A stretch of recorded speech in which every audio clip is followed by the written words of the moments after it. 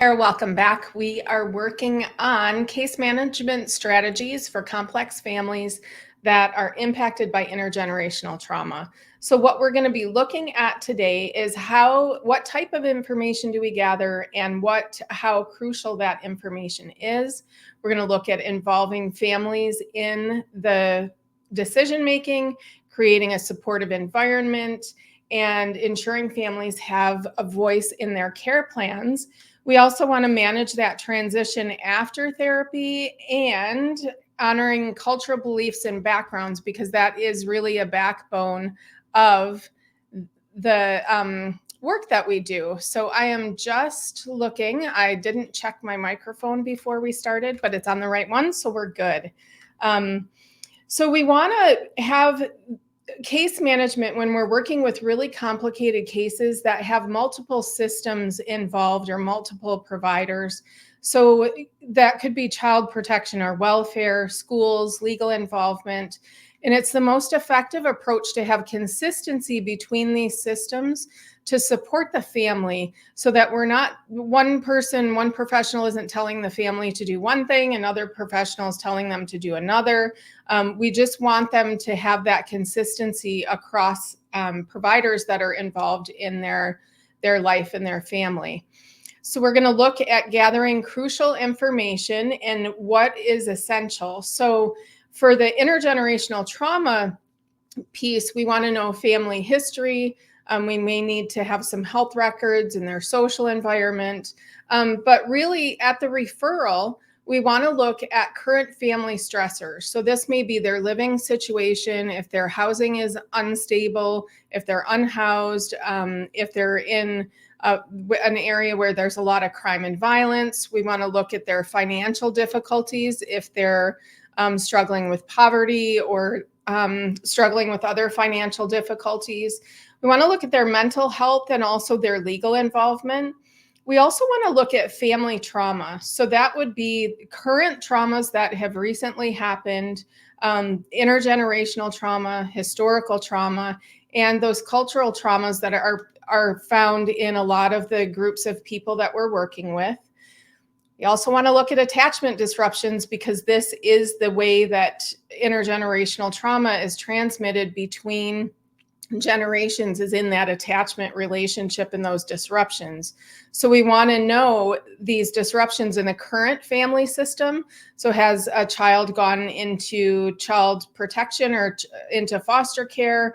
Have they lived with other family members? What kind of disruptions are currently in the system? And the traumas that the parent may have experienced. And we may even want to go further and look at patterns in the family. We also want to absolutely check for family strengths, because they do have them. And we want to know what resources the family has. So at intake, we want to look at these difficulties for family members and who's living in the home. If there's other people, if they're living with another family or sharing, or in a multi-generational setting, we want to know who's in the home, because that can have a huge influence. We want to get more specific information related to mental health. We're not going to go deep into that in this video, but with the mental health perspective, we really want to know more information related to mental health difficulties.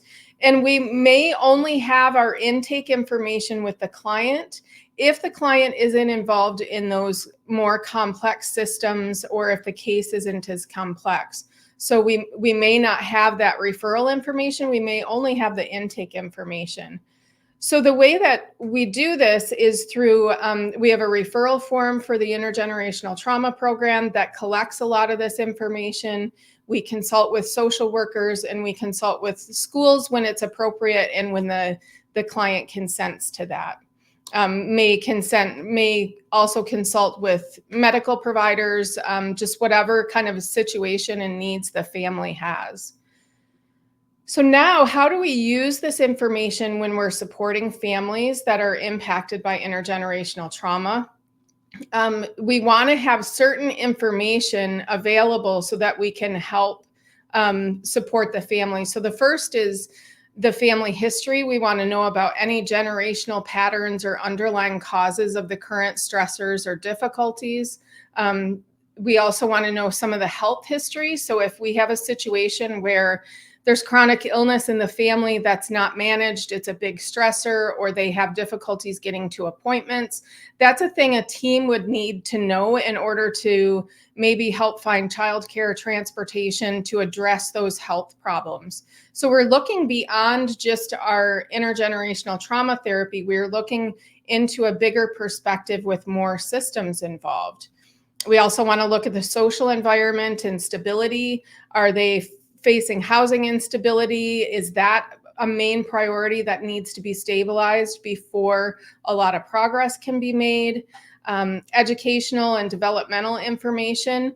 This is really important with the kids that you're working with because of those developmental impacts of intergenerational trauma that may require other professionals to be involved, such as OT, physical therapy, all of those that can help support and address some of those developmental needs that may have an impact on progress.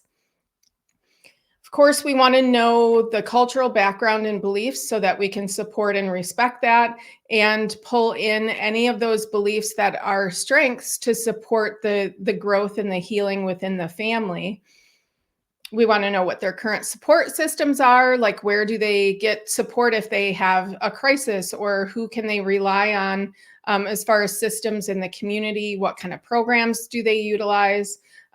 So we might integrate those community-based supports into the therapy process so that the family has a strong support network. And we do behavioral observations. So for us, when we're working with the family, we want to look into the dynamics in a family and the relationships. We want to know, is there a heckler in the crowd that kind of triggers the child of most concern? And if we don't address the child that's kind of initiating or creating situations for a reaction, we're going to continue to have those reactions. So we want to know kind of behaviorally and the relationships in the family, kind of the dynamics that are happening. So how do we involve family members in these decisions? It's crucial to do this because of intergenerational trauma. So the benefits of doing this is you'll have enhanced treatment outcomes. You'll have better outcomes for what you've done. It'll be more holistic and comprehensive. You'll also have increased compliance and retention. One of the things that intergenerational trauma can impact therapy is through low retention. Like sometimes they drop out early because it's overwhelming or they don't feel comfortable. A lot of things that are special for people impacted by intergenerational trauma that we want to make sure that we have a handle on, because we want increased retention. We also, the word compliance, I don't think is a very good word, but it means, are they going to kind of be available to participate in identifying goals, and are they going to work towards those? So it's not like compliance because I'm the authority. It's more, are they going to follow through with recommendations? And if they can't, will they help us help them to identify other strategies? You want it'll give you improved communication to involve the family, so you'll have a much closer relationship. It will also help empower the families. So one thing that's really important with intergenerational trauma is a lot of, especially the parents, sometimes the children, they can have histories of chronic disempowerment where they just kind of go through the motions. They don't feel like they have a lot of agency or impact, and they just kind of, the life happens to them. So this is a trauma response, and we want to help shift that. So by engaging them in this process, you're going to be able to have situations where they feel empowered. There can be healing and reconciliation within the family, maybe within the larger extended family, even with sometimes community. That's also really important because you have those traumas that are embedded in the community as well.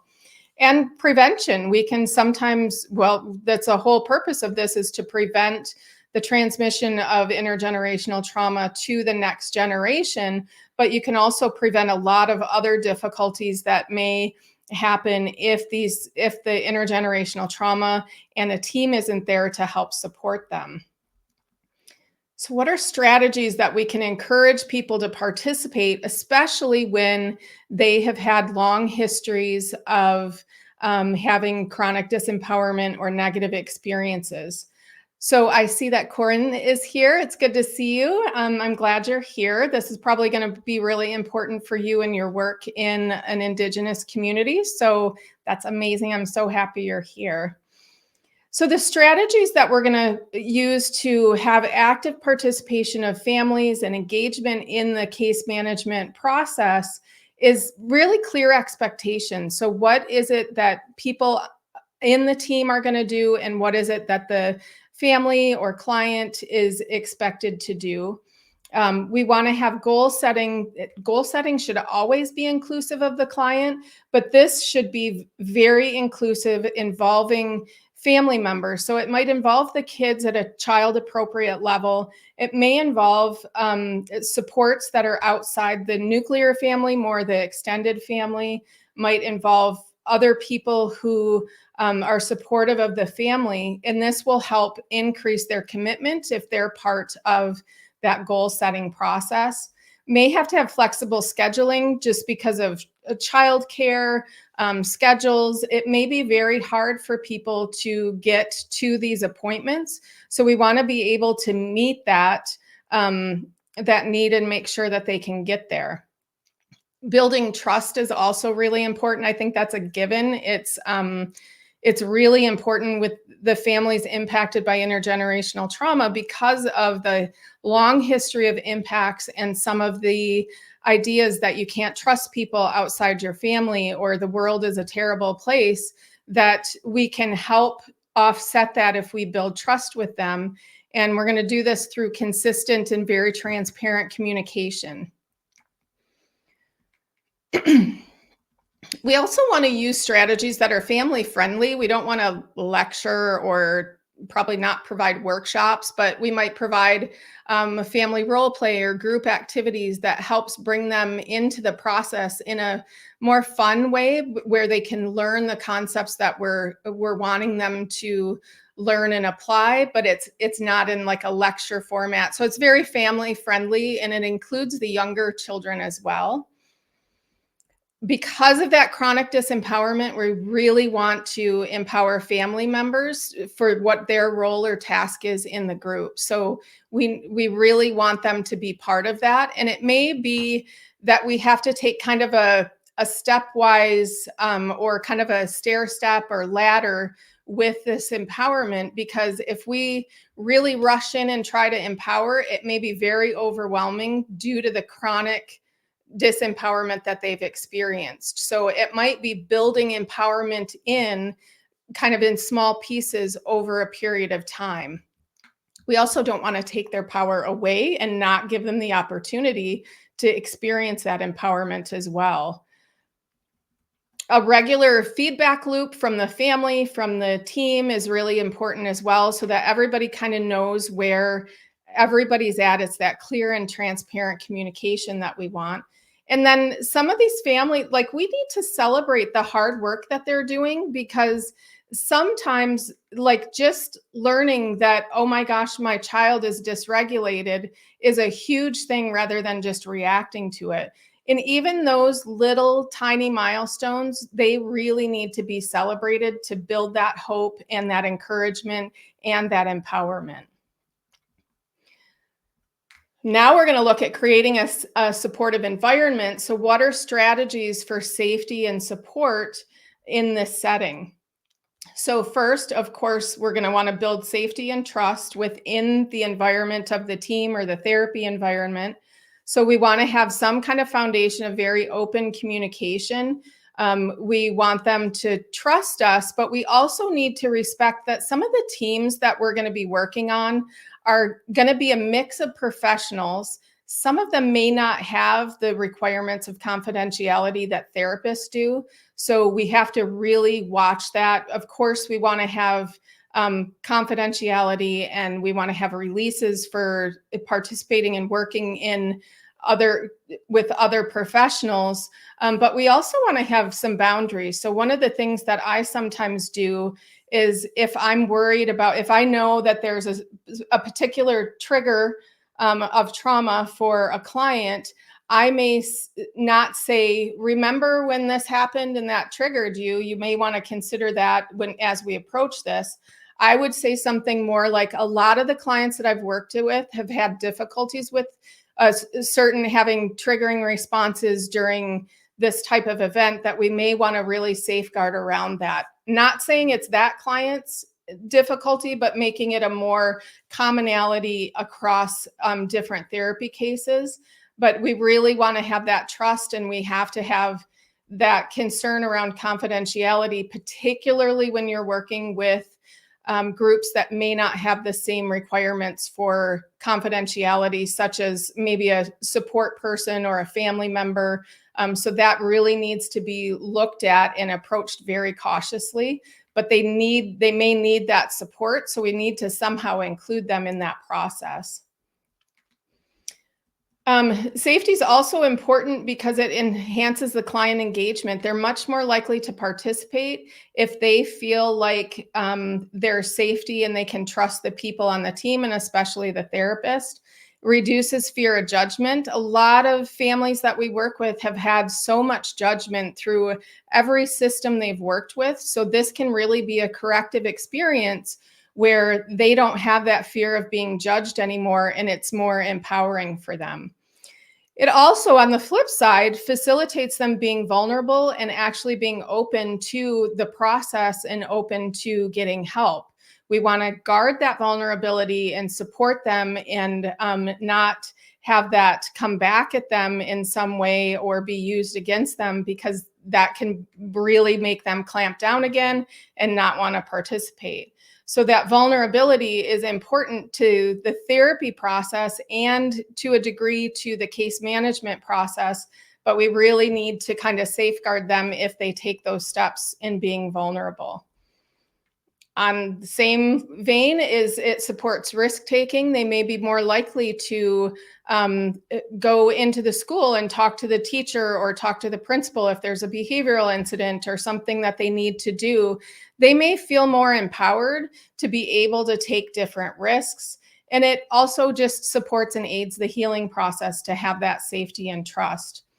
So as a team, how do we foster that security and acceptance and trust with our services? So first of all, we want to be consistent. We want our practices to be consistent. We obviously want to have cultural competence. If you're working with people who come from a different cultural background, you will probably never be an expert in their culture, but you have to have the sensitivity and the competence to work with them and know what their customs and norms are, and knowing what their history is, particularly related to cultural or historical trauma.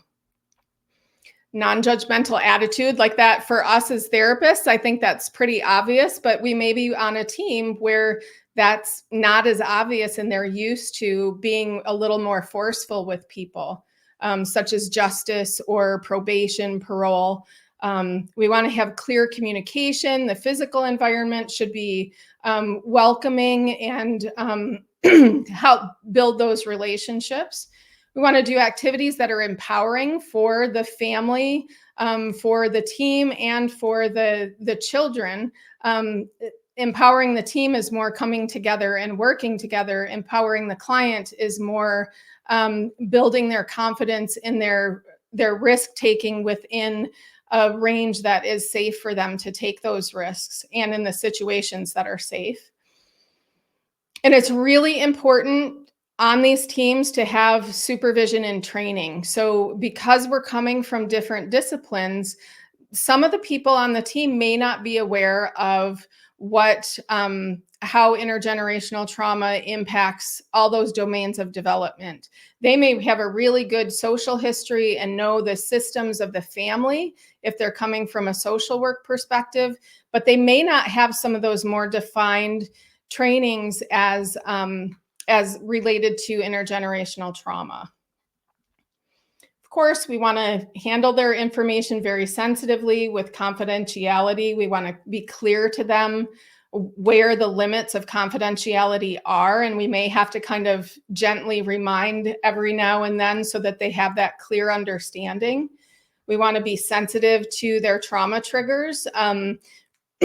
So treating intergenerational trauma isn't a lot of exposure and putting people back in those situations. Trauma treatment really shouldn't be that, but some people on the team may not be sensitive to trauma triggers and may create a sense of danger just on the team if they're not aware of how triggers can impact someone and how to kind of support them if they do experience those. Obviously, respectful communication. That's important for people who may be family members that are coming into support or community programs that aren't therapeutically based. If we're trying to gather supports for the person, we want to be very cautious of that as well. So, how do we empower families to have voices in their own therapy and their own care plans? So, there are some methods that we can use to make sure that they feel heard and valued. And these are very basic and very important to use. But sometimes they kind of go out the window when we have a goal or a focus that we're trying to get somewhere. We may kind of forget about these. So it's important to remember them. So one is individual check-ins, and that's check-ins with both some of the team members about where the progress is at and what's happening, but also with each family member, including the kids. Sometimes kids get kind of left out of this because they're younger, they're developmentally, they may not understand, but their perspective is really important. And to build that family connection and resilience, we really want to include the kids in those check-ins. Like reflective listening, we know that as therapists. We want to have kind of equal speaking time. So we don't want one person to kind of dominate a meeting because other people's perspectives are just as important, and we need to signal that to the other family members. And we also have to acknowledge if there's unique perspectives or if there's a difference in opinion or a difference in experience, we want to validate both of those because they're both important. And if we kind of get sidetracked with one, the other person may not feel as safe and may not want to participate as much. Nonverbal cues can be really important. Like as therapists, we know this. And then just discussing really sensitive topics in a really structured way so that it doesn't, all the voices are heard and it's less likely to cause negative interactions between people during a discussion. So one way in an Indigenous perspective to do that is a sharing circle where one person speaks at a time. They may hold an object that is usually very important in the culture. And one person speaks at a time, it goes to the next person, it goes around the circle, and there's not like crosstalk or interruptions. And that can be really, really helpful for providing the structure for Indigenous clients to start addressing some of those more difficult areas. So, what are some tools that we could use to really get that family feedback and incorporate that into the care plans? One of these is feedback forms, like having the parents or the team kind of tell what they thought was helpful, what needs more focus, how they perceive their own progress for the clients. If you have any digital tools for recording things between sessions, you want to have regular review meetings. So maybe monthly meetings where you schedule this in to kind of meet as a team and to discuss the progress and the therapy goals. Anonymous suggestions are really helpful so that nobody feels like they're put on the spot, or if they have a disagreement or a difficulty with a member of the team, that it's not kind of pitting them against each other. And so allowing them to do that anonymously. Maybe teaching people about goal setting. Some families and people just they haven't been trained how to set goals and how to achieve those goals. So that may be important. Having outcome measures, having therapy contracts or therapy treatment plans so that they have a really clear idea of what we're trying to help them with and what those steps are. And those should be done collaboratively with them. And beyond therapy for the team, you may want to have some type of either contractor support plan as well. It may be much less therapeutically based and maybe more about utilizing resources in the community or attending different programs. So, there are huge barriers sometimes in families impacted by intergenerational trauma to have family communication, and there's just huge barriers and challenges. So one of these is lack of trust. They may not trust each other because of the history that they've had, the beliefs that have been transmitted. So we have to do this gradually and consistently with really transparent practices with ourselves and also between family members. There may be different communication styles. You'll find this between generations. If you're working with a grandparent who believes children should not voice their opinion and should listen to the adults in the family, and it's more of a top-down parenting model. And then you have kids that are from a generation where they're very assertive and they kind of let people know where they're at. That may be those differences in communication styles may be really difficult. So we need to really put those in clear sight of what those may be and how that may impact the family, and that neither one of them is wrong. Fear of conflict. So sometimes families that are impacted by intergenerational trauma, they may have secrets, they may have things that if they get into conflict, it becomes dangerous. So we have to be very cautious of that. And if there is conflict, to try to support to normalize that it's okay to have different viewpoints and try to work through that. We want to be very cautious how we do that because there are true safety risks for some people. And the fear is an adaptive, appropriate fear. There may be historical grievances where there's past hurts or unresolved issues and they can be passed down through the families. So we want to address these directly in the sessions. It may be that they don't trust social workers or they don't trust people in the school because of histories of being involved with those systems. And we want to really be able to open up and talk about that so that can heal and they can have a different experience. Cultural and generational differences are also really important to look at because these can impact how they communicate. I mentioned that a little bit earlier, but there are some ways to deal with these where you have generational conversations about different topics. So with child rearing and discipline, what are the generational differences between? Because you may have an older generation saying you need to use punishment, you need to really get that child in line and do all these things.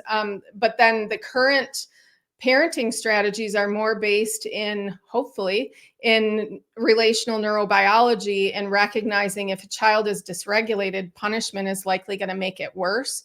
So we can really help support that parent when we address these generational differences in parenting or even in very different areas as well.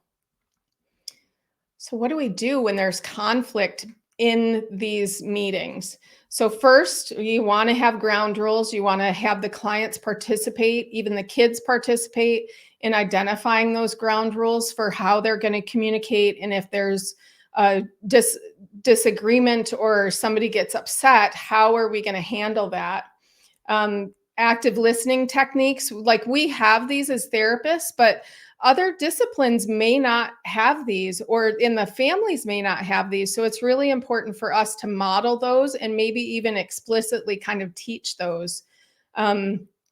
Using neutral language and I language rather than you, like you did this to me, or it would be better to, I feel upset about that. So that may be things that some families and professionals don't know to use those, or when they get upset, they revert and they lose the memory of needing to use those skills. So focusing on interests, not positions. So if they get polarized, not focusing on the positions, but are they both interested in healing and collaboration in the family? Yes, then these positions, we need to kind of work around those. We also want to encourage emotional expression in families when they're numb or kind of shut down, because this can be a really difficult thing for them to do, but it's also what helps free up that emotional and nervous system energy for adaptive responses. So we want to help them. Maybe they need help even identifying feelings and how those feelings, how they're experiencing those. We can use mediation if it becomes to a point where there's significant conflict. We want to have common goals, like we've talked about just earlier today. And if there is conflict, we want to debrief after and try to address whatever started that and have a plan to move forward. May need to add different ground rules in there for when the group is meeting. Now we're going to look at the transition after therapy. So we want to plan for a very successful transition, because people may become very dependent on our work with them, and we want them to be able to go out without the team or without the therapist and still be successful. So this is an essential part of this, and we have to have effective transition strategies. So those include reinforcing learned skills. So we want to make sure if we're working with them to co-regulate their child, we want to continually reinforce those learned skills all through therapy, and to, at the end, kind of bring that up as maybe a post therapy care plan would be to use these skills and what those skills are that are most important for that particular family. Of course, we want to have them establish a support network. One of the agencies that I work with does this very, very well. They pull in every support that they can, and they have meetings about how, once their file is closed, how are these family members going to support this person, or what community agencies can be supports for them. And it really provides a much better, more effective transition. Another strategy is a gradual reduction in therapy sessions. So, not like you've completed 6 weeks or 12 weeks of therapy and you're done and everything's over. You may want to have they come to this group, they do like individual weekly sessions, then they go to bi-weekly, then monthly. And with some of my clients, if they're doing well, we've done that transition. Sometimes we leave like the contract or the services open, so that if they have something happen, they can easily come back, and there's not a barrier of how is this going to be covered or things like that. That's more if you're in private practice. But we really want that gradual reduction, so it kind of helps support them and helps. It's like taking your hand off the back of the bike when the training wheels are gone. We may want to have them learn some self-monitoring tools. So some of these may be related to maybe alcohol and drug use, where they use the 12 steps to help them. It may be using journaling. It may be using kind of a weekly check-in kind of with themselves for self-care. We also really want to emphasize relapse prevention, because this is beyond drug and alcohol use. It's also with mental health and parenting and attachment. So we want them to know when there's little red flags, that they're on a slippery slope, and what to do about those to be able to address those challenges and stressors effectively. And again, we want to celebrate their progress. Like, we really want to emphasize that this is hard work and they're doing really well, and we get excited about that. So now, when we're developing that transition plan, we really want to evaluate their needs and the progress. So we want to do a comprehensive review of what we've worked on and how we've the strategies that we've used. We want to involve the whole family in the assessment, the family, the children, and the parent, and if there's any grandparents or a more extended family that's involved, involving those people. We want to set post therapy goals for them. So that would be clear, achievable goals, and it might be individual or family goals. We also want them to have that support structure. So we want them to have a list of local resources, support groups, online resources and communities. And we really want to formalize their support networks. We really want them to be hooked in and engaged because those are important programs and services that families need after therapy and in general. We want to also teach families, mainly the parents, about how do they self monitor. So again, those monitoring tools that I mentioned earlier, and teaching them signs of setback. So if they find that all of a sudden they are getting so angry with their child that they start to yell again, or they slam the door and can't be available rather than taking a time out for themselves, we need to teach them those signs of setback so that they know that that's a red flag, that things are not, they need to make some changes or kind of recalibrate their skills and strategies. Can also do follow-up schedules. So maybe have follow-up sessions in a month, 3 months, 6 months, and adjust that plan as needed. Like some families may not need that more extensive kind of runway to being out of therapy, and some will need that. So we want to have documentation. We want to kind of document that plan so it's clear for them and they can refer back to it. And we want to make sure that it's clear and they understand it as well. And then, of course, again, we want to celebrate and we want to have closure. So we may want to have a closing session that's kind of a celebration, and we go over the highlights of what they've done, what they've learned and accomplished. And we want to encourage that ongoing growth. So now our last area we're going to talk about is honoring cultural backgrounds and beliefs. And this is critical, especially working with intergenerational trauma, because there's groups of people who have had generations of trauma, and we have to be able to effectively support them.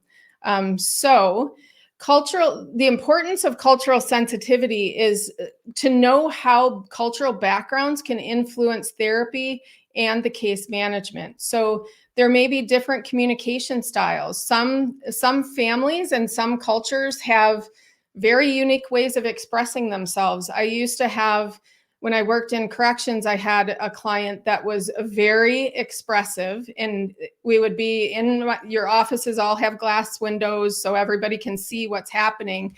And he would be pounding his chest and saying, "I love my wife," and like getting all emotional.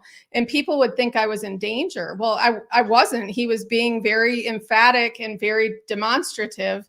But we have to know if that's part of their culture, because if we jump in and try to quash that, it can throw everything off. It will communicate that we don't trust them or there's not safety for them in expressing themselves. And we may have other families that are much more indirect or not as expressive, but there's a lot going on. So we have to know those communication styles that can be hooked in with different cultures. Also, the perceptions of mental health. Some cultures do not believe in mental health and mental health symptoms. So we want to know that so that we can work around that. And they may also want to keep these very private. There might be a lot of shame around them. So we have to really understand that.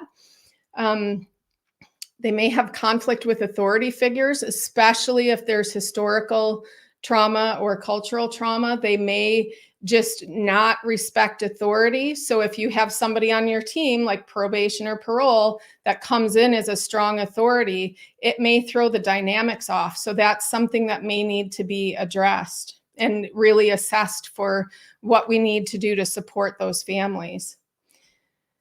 We also want to look at family roles in how the families influence everything related to treatment. So, if you're not culturally aware of indigenous culture and you go in and you're trying to work with just the parent and the child, and you're not including the elders or the older generations that can support the family, that can be a really difficult situation because there's so much interconnection in the culture that it's really important to respect that. When I worked in a local community, I had gone to a house several times and had really good relationship with a family there. And all of a sudden, one time that I went there, like I'm in the house with the family, and all of a sudden, all these people come to visit, and they're just kind of hanging around, and you can't really do therapy then, so you just kind of interact with that family. And I had a supervisor at the time and was a indigenous man that was very highly skilled with a doctorate in social work.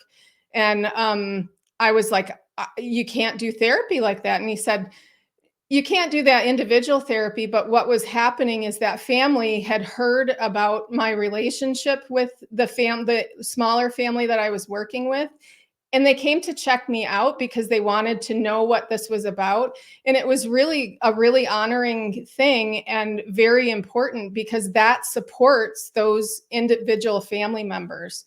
So we really need to know how family roles work in families. Another family, you may have a very highly structured where the one of the parents is the ruler and there's no flexibility. You need to really kind of know that as well. You want to know what their coping mechanisms are, especially if they have kind of group support, if they go to any kind of religious or spiritual practices, or other culturally specific coping mechanisms. There's a lot of celebrations or remembrance that different cultures express that are really important to incorporate. We also want to know their health beliefs and practices. Some cultures are not open to modern medicine and they're very unsure of it or they don't trust it. So how do we support them if we come from a Western medical or Western practice? How do we support them if there's a difference, which very important to know. So how do we how do we develop this respect and integrate those cultural beliefs into therapy? This can be really difficult for some people if they're not working kind of in a community where you learn that as you go. So, of course, you want cultural competence training. This, I would say, maybe looking at your own privilege and looking at how that impacts the world in general. There's a really good month-long, I think it's 30 days of different concepts related to privilege that and white fragility that's really important for us to understand and kind of learn those concepts and go through that so that we can recognize them, because some of them you don't recognize because they're just part of your culture, but they're hurtful to another culture. We want to incorporate any kind of cultural practices that are important to the family with respect. If they're from a culture and they don't practice that, then we have to also support that and not try to force them to use those practices. But anywhere that we can incorporate those cultural practices would be important. So if you have a meeting and you have a family that comes from like where their culture is really sharing food and getting together and gathering, you may want to make sure you have food and snacks there. You may want to have an elder there to bless the meeting or to pray. So all of those cultural practices are really important. And collaborating with any cultural leaders from that group is also really important. So it may be a pastor, maybe an elder, somebody that is very well respected and known within that culture. You want to have relationship and collaboration with them. Maybe not for this particular case management team, but you want to have those relationships so that if you have a question and you don't understand something, you can get that support for yourself to have better skills with that cultural competence. We may need to adapt communication styles. So if I were to come from a background of very expressive, loud, and I go into a community that's more reserved and quiet, I'm going to have to tone that down. Or if I come from a background that's very quiet, reserved, non-conflict, I may have to kind of shift those skills and be much more assertive. Um, Always with respect to the family, but you have to kind of adapt to their communication style. And the caveat to that is if the communication style is trauma based and it's secrets, that's you have to deal with that a different way. That's not um, a cultural thing. That's more of an unhealthy family thing. So you have to adapt those communication styles with the awareness that some of these may be trauma based that need to be kind of worked with and addressed. We always want to respect the family structure and the hierarchy in the family. And these hierarchies may be very different. It may be a very maternal culture, or it may be a very patriarchal culture. So we have to look and know those hierarchies and work within their system. It's always good to get feedback from them, whether it's allowing them to express it directly, or if they can express it kind of anonymously, or if they have a trusted person on the team that they can talk to this about. That's a really important aspect, is to have that feedback. So in case management, we also want to have culturally sensitive decision making and advocacy and all of that, where we're supporting their cultural beliefs and what they need from the entire team. We also want to have that empowerment and advocacy. So one of the things that I do is I ask a lot of the teens that I work with of how they can really voice, like if they're not sitting, or if they're sitting for O Canada, how can they use that as a communication tool, or how can they use that to empower themselves and advocate for what they need? Maybe involvement in certain groups or movements that are really important for them to engage with, to help address that disempowerment, so that they have that more empowerment and a sense of advocacy for themselves. We also want to look at ethical considerations when working with different cultures. So sometimes the ethics of our professions may not fit completely with different cultural beliefs. So we really need to know where those are and how we're going to handle that, so that we don't insult people that maybe are trying to give a gift, which is cultural, but we aren't going to want to accept that because it's not ethical to receive gifts from clients in some situations. So it's really important to know all of that and work through that. So the best practices for cultural competency are really continuous education, working on your own privilege, working on your own training and knowledge and experience. It's also a lot of self-reflection, like maybe keeping a journal to kind of identify patterns that may not be as obvious as you're going through the work with people, but regularly reflecting on your own cultural identity and biases, and understanding that and how that impacts your work. Supervision and feedback is always critical as well. And then just engaging with diverse communities and experiencing diversity as a whole with many different cultures can really also help develop kind of a sense of how wonderful these differences are, and how much you can learn, and how much variation there is in the human people. So we also want to learn key phrases. And we want to know, like the kids, when I worked in the Indigenous community, taught me all the swears right away, so you would know if somebody was saying something that was kind of directed negatively. So you want to know those key phrases and show respect. You don't want to mimic, but you want to bridge that language gap and use their language as much as you can. Again, you want to consult with people who are in positions of are bridges between cultures, or are leaders in their cultures.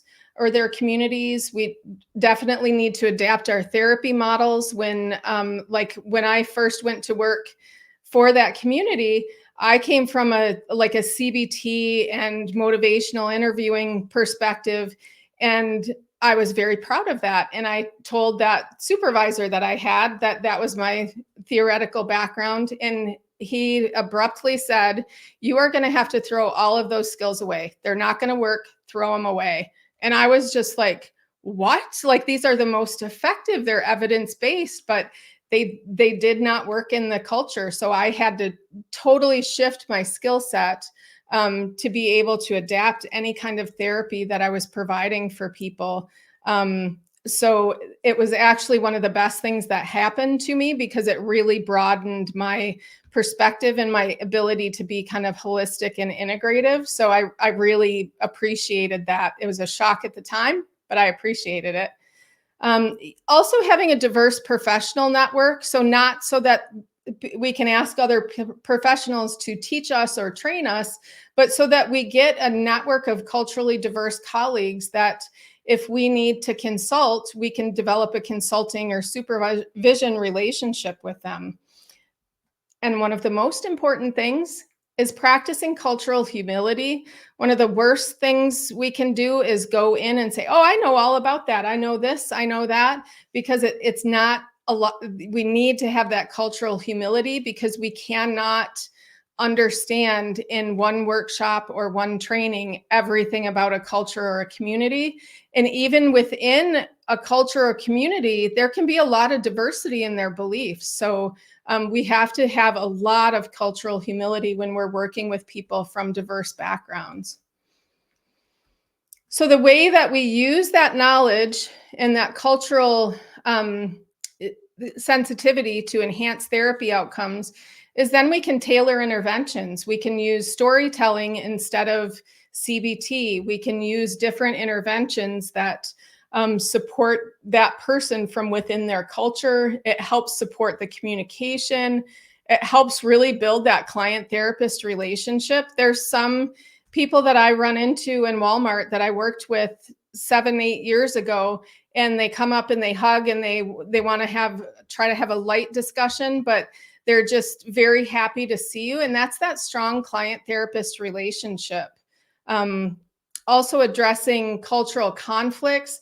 If there's differing cultural views or beliefs within families. So you may have families that come from two different backgrounds, and there's different cultural beliefs that can become a point of conflict. So looking into that and leveraging their cultural strengths. So looking at what are the strengths of the culture and how can you incorporate that in therapy and in daily practice and life.